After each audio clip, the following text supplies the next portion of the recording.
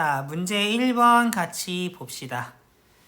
자, 얘는 원의 둘레를 따라서 A에서 B까지 최단 거리로 가는 경우의 수를 구하는 문제잖아. 얘 사실 엄청 생소해 보이지만, 그지? 그래서 노가다 하는 거 말고는 사실 별다른 풀이를 떠올리지 못하는 경우가 많은데, 나는 얘를 이런 문제 지금 처음 보는 건 아니야. 근데 나는 이런 문제 처음 봤을 때 너무 거지같이 생긴 거야. 내가 아는 걸로 어떻게 떨구지를 좀 생각을 해봤거든? 그리고 나서 문제를 풀었어. 그리고 나니까 나는 바로 보이던데? 그냥 이렇게 생각하면 되는 거 아니야?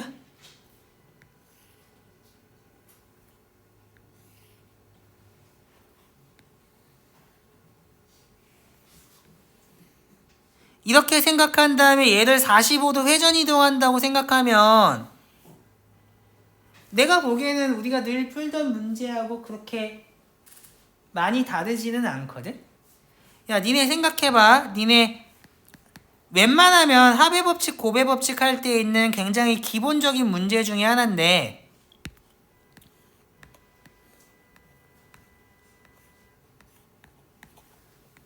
이렇게 있으면 A에서 D로 가는 경로의 수 어떻게 구하냐?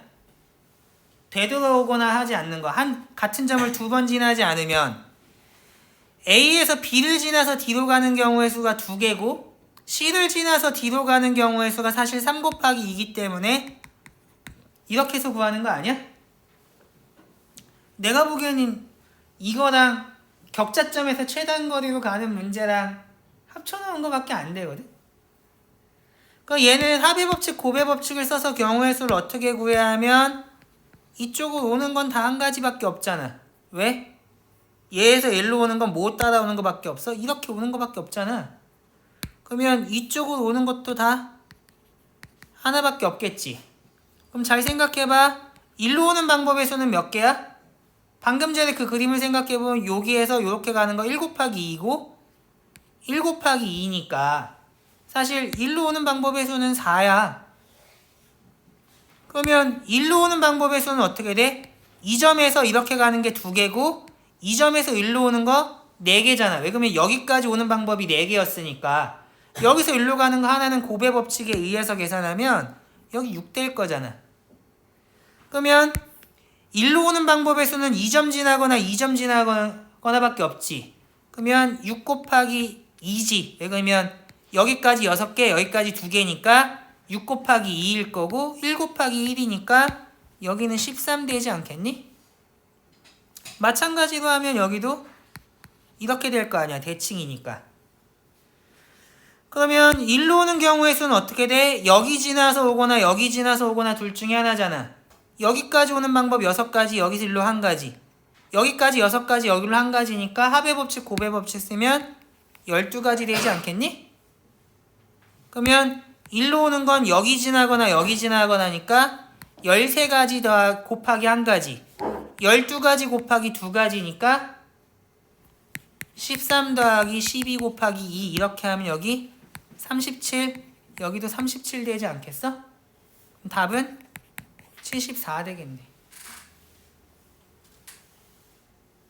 무슨 말인지 이해되니? 니네 아까 전에 이런 문제 못 푸는 사람 없잖아. 여기서 이렇게 이런 거 문제 못 푸는 사람 없잖아. 1로 오려면 2점 지나거나 2점 지나가잖아. 2점 지나가는 거 고배법칙 써서 풀고 2점 지나가는 거 고배법칙 쓴 다음에 합의법칙으로 계산해서 더하는 거 아니야? 그거 생각하면 사실 전혀 어려운 문제 같지 않은데?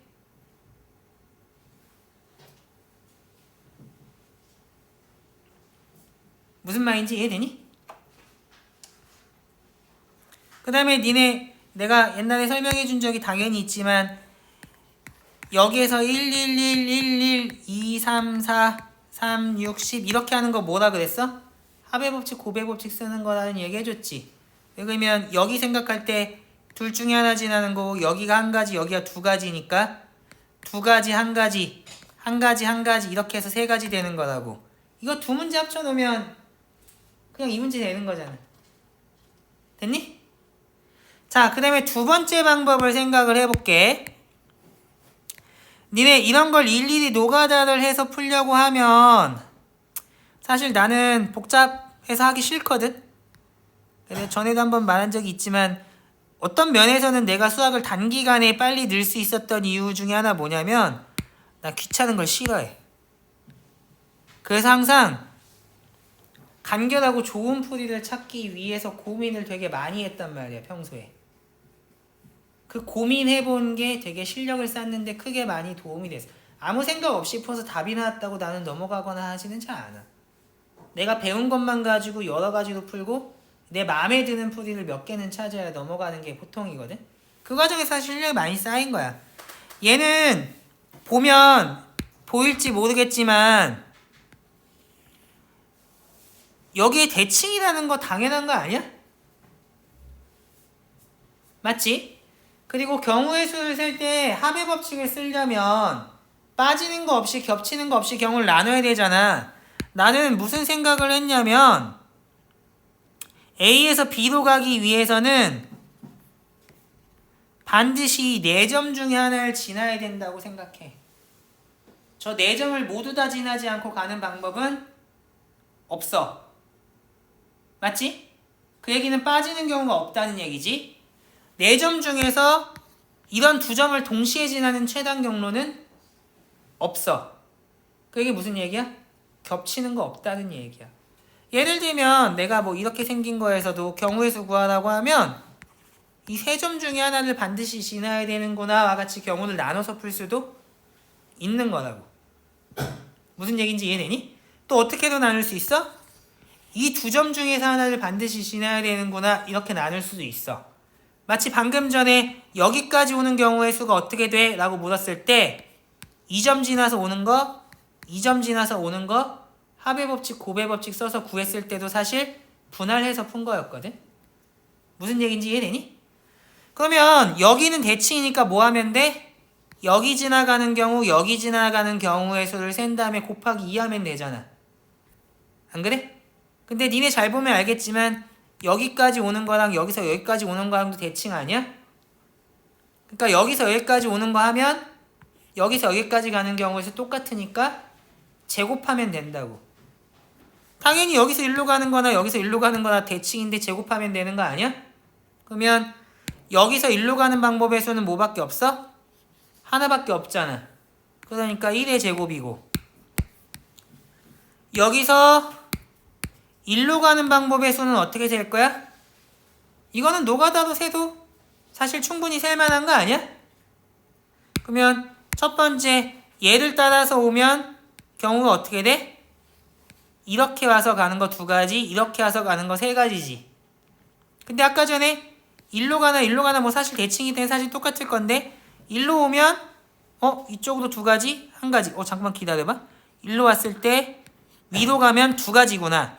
여기도 2가지, 1가지니까 이렇게 오면 4가지고 일로 오면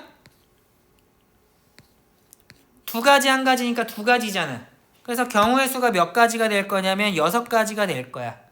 일로 오는 게 6가지, 일로 가는 게 6가지니까 6의 제곱 되겠지? 밑에 있는 거 대칭이니까 2배 하면 답이 74가 된다는 사실을 쉽게 알 수 있겠다. 무슨 말인지 이해됐니? 그래서 합의 법칙을 최대한 조금 쓰고 푸는 게 좋은 거야. 이걸 언제 처음부터 끝까지 노가다 하고 있어. 거듭 말하지만 노가다에서 답이 맞았다라고 해서 좋아할 리는 아니야. 왜? 그건 고등학교에서의 학습 목표랑 아무 상관없어. 그런 건 초등학생이 하는 거야. 초등학생. 무슨 얘기인지 알겠어? 니네가 이런 방법을 생각하지 못하고 문제를 못 풀었거나 겨우 노가다로 1가지 풀어서 답을 내고 끝냈다라고 하면 이런 생각을 못한 이유는 뭐야? 나는 뭘 보고 어떻게 이런 생각을 할 수 있었을까? 이런 부분에 대해서 좀 고민을 많이 해보라고. 그래야 생소한 형태의 문제가 나와도 분석하는 힘이 있어서 문제를 차근차근 분석해서 풀 거 아니야. 무슨 말인지 이해됐니? 좋아. 그러면 이 문제는 여기서 마치는 걸로 할게.